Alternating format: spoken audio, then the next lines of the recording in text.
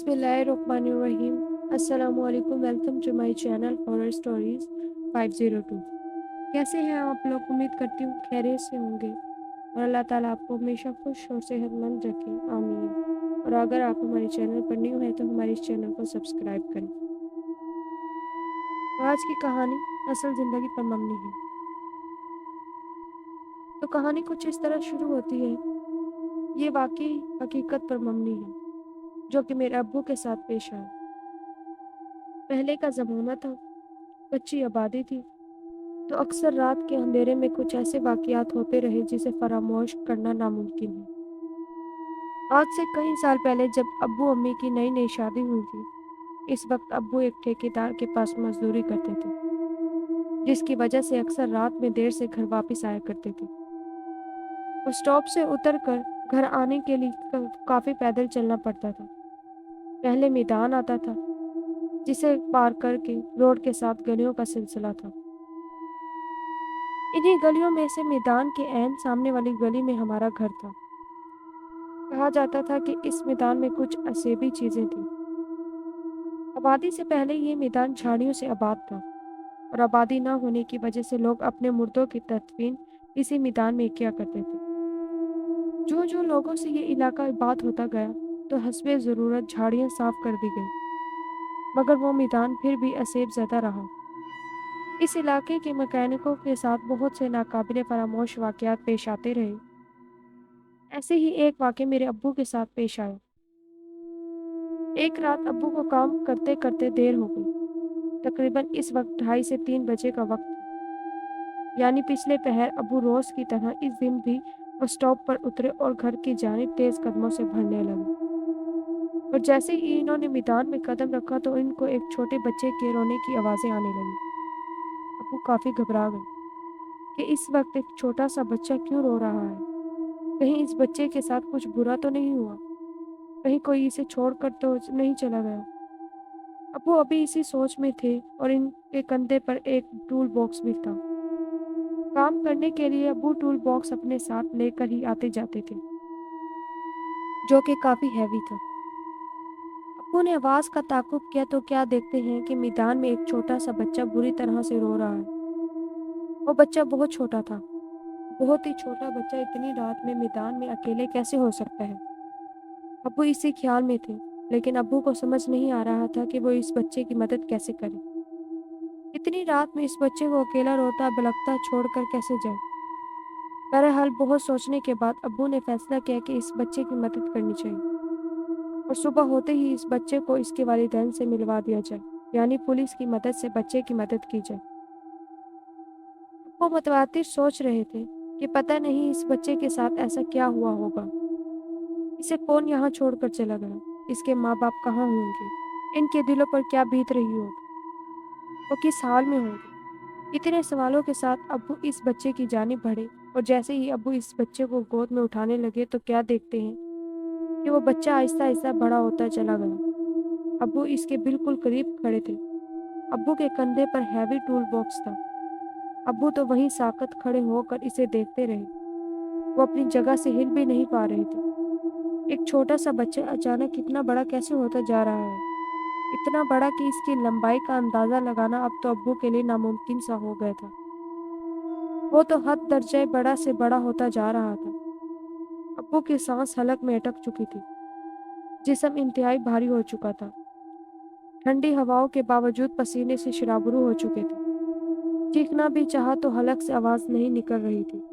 किसी को मदद के लिए पुकारना चाहते थे, जैसे आवाज़ ने साथ देने से मुकम्मल तौर पर इनकार कर दिया हो। खौफ के मारे कदम ज़मीन पर जम गए थे।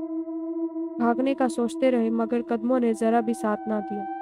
आयतल कुर्सी पढ़ना चाहा मगर अल्फाज तो ज़ुबान से अदा ना होने की कसम खाए बैठे थे। वो अजीब हालत में थे। वो जो कुछ देर पहले एक छोटा सा बच्चा था अब नाकाबिले हद बहुत लंबा इंसान था। इंसान कहना ही गलत है, वो तो कुछ और ही हवाई मौजूद था। जैसे ही वो अब्बू की जानिब झुका तो अब्बू ने अपनी तमाम तर हिम्मत को यकजा किया और लाहौला पलटकर कंधे से टूल बॉक्स मैदान में ही फेंका और जोर जोर से भागना शुरू कर दिया। बहुत तेज भागते भागते इन्होंने बड़ी हिम्मत से मैदान क्रॉस किया और गिरते पड़ते गली में दाखिल हुए। और फिर कुछ हलक से आवाज़ निकली तो अब्बू ने ज़ोर ज़ोर से चीखना शुरू कर दिया। तो गली के कुछ आदमी अब्बू के चीखने पर अपने अपने घरों से बाहर निकले और वो लंबा और हद दर्जा वसी वजूद अब अब्बू के पीछे पीछे आ रहा था। गली के काफ़ी लोगों ने इस वजूद को अब्बू के पीछे आते देखा तो सब लोग परेशान हो गए कि कोई इंसान इतना लंबा तो नहीं हो सकता, ये यकीनन कोई और मखलूक है, क्योंकि एक नॉर्मल इंसान का कद इतना लंबा तो नहीं हो सकता। अब गली के सारे लोग परेशान थे कि अगर वो मखलूक गली के अंदर दाखिल हो गई तो क्या होगा। सबके घरों में बीवी बच्चे हैं, सब डर जाएंगे। कैसे इसको गली के अंदर आने से रोका जाए। और वो गली के बाहर खड़ा मुस्तकिल अब्बू को घूर रहा था। अब्बू मारे खौफ के गली में आते ही बेहोश हो गए थे। चंद आदमियों ने अब्बू को संभाल कर एक चबूतरे पर लेटा दिया। अब्बू के वालिद यानी मेरे दादा जान एक रूहानी आलिम थे। दादा जान बुलंद आवाज़ से कुरानी आयतें पढ़नी शुरू कर दी तो चंद लम्हे ही गुजरे थे कि वो मखलूक गायब हो गए। और फिर लोगों की मदद से दादा जान अब्बू को घर लाए और सारी रात जाकर इन पर दम करते रहे। मोहल्ले के तमाम लोग दादा जान से अपने बच्चों पर दम वगैरह करवाने आते थे। नजरें बद झाड़ भी दिया करते थे। दादा जान रूहानियत से ताल्लुक़ रखने की बिना पर मोहल्ले में खासे मशहूर थे। इस वाक़े की वजह से अब्बू को बुखार भी कई दिनों तक रहा। पुरानी हयात के दम करने की वजह से अब्बू की तबीयत काफ़ी बेहतर होती चली गई। आहिस्ता आहिस्ता अब्बू भी फिर से नॉर्मल ज़िंदगी की जानिब आ गए। लेकिन पूरा मोहल्ला खासा परेशान था, क्योंकि इस तरह के वाक़यात का ना होना तो आए दिन का मामूल बन गया था। आए दिन किसी न किसी के साथ इस तरह के वाक़यात रूनुमा होते ही रहते। हर शख्स रात के वक्त मैदान से गुजरने में खौफ खाता था। हर रोज़ कोई नई बात सुनने को मिलती रहती थी। मोहल्ले के कुछ लोगों ने दादा जान से बात की तो दादा जान ने मोहल्ले और मैदान के दरमियान कुरानी आयात से इशार कर दिया और बेजा ज़रूरत रात के वक्त घर से निकलने के लिए मना कर दिया। जहाँ तक मैं अपने अब्बू को जानती हूँ, वो एक सच्चे और नमाज़ी इंसान हैं और काफ़ी बहादुर भी हैं। अब्बू का इस वक्त काम कुछ ऐसा था कि रात देर से ही घर आना होता था और रास्ता वही था कि मैदान से गुजर कर गली में आना पड़ता था। मैदान से गुजरने से पहले अब्बू आयतुल कुर्सी का बदनी हिसार बनते और कुरानी आयात का विर्द करते हुए गुजरते। जागती आंखों से बहुत सी नादीदा मखलूक सामने नजर आती, मगर कुरानी आयात और हिसार की वजह से अब्बू कुछ नहीं बिगाड़ पाती थी। इसी तरह की मखलूक को अपने सामने देखना और इसे बदतरीज खौफनाक होता देखना, ये बिलाशुबा एक बहादुर इंसान का ही काम है। बहरहाल मेरे अब्बू के साथ जो वाक़या पेश आया वो नाकाबिले फरामोश है। मोहल्ले के लोग इस वाक़े के चश्मे दीद गवाह हैं, क्योंकि इन्होंने खुद कद आवर मखलूक को अब्बू के पीछे आता देखा था। अब इस वाक़े को काफ़ी बरस बीत चुके थे। इस मैदान में अब ईद की नमाज़ पढ़ाई जाती है। अब वो मैदान ईदगाह सलाहुद्दीन ग्राउंड के नाम से मशहूर है। मैदान के एक कॉर्नर पर एक स्कूल है। अब तो वो स्कूल भी काफ़ी पुराना हो गया है। हाफ टाइम के वक्त बच्चे इसी ग्राउंड में खेलते हैं, जो कि पहले के वक्त में कब्रिस्तान हुआ करता था। यही वजह है कि अब भी रात के वक्त इस मैदान से गुजरते हुए खौफ महसूस होता है और कई बच्चे तो डर भी जाते हैं। रात के वक्त ग्राउंड से गुजरने पर काफ़ी गुमगुमाही भी रहती है। लाइट जाने पर मोहल्ले के बेशुमार लोग मैदान में बनी क्रिकेट पिच पर लेट जाते हैं और ठंडी हवा से लुत्फ अंदोज भी होते हैं, मगर फिर भी खौफ का अंसर आज भी अपनी जगह कायम है। लेकिन इतनी तरक्की हो जाने के बाद भी मेरी दोस्त, जो कि पड़ोस में रहती है, एक दिन हम बैठे हॉरर वाक़यात के मुतालिक बातें कर रहे थे कि इसका भाई अमाद आ गया। हमारी बातें सुनकर वो भी बैठ गया और कहने लगा, नैना अभी चंद दिन पहले मैं रात को अपने दोस्त के साथ फिल्म देख कर आ रहा था। दोस्तों के साथ गुल्ला गुला करते वक्त का पता ना लगा। रात काफ़ी हो गई थी और रात का तीसरा पहर था। मैं और मेरे दोस्त बातें करते मैदान में दाखिल हुए।